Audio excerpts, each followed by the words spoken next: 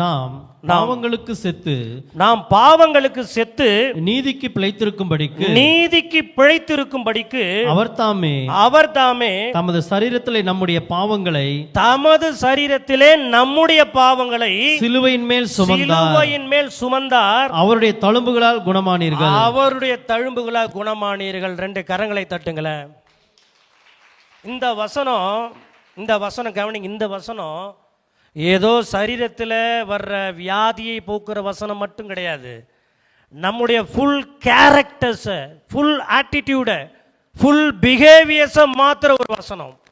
இந்த வசனத்துடைய வல்லமை நம்முடைய சரீரத்தில் வருகிற ஏதோ பிரஷர், சுகர் அல்லது மற்ற ஏதோ வியாதிகளை குணமாக்குறதுக்கு மாத்திரமல்ல, மனிதனுடைய ஆவியிலும் ஆத்துமாவிலும் இருதயத்திலும் சரீரத்திலும் வருகிற எல்லா வியாதிகளையும் குணமாக்கத்தக்கதான ஒரு வசனம்.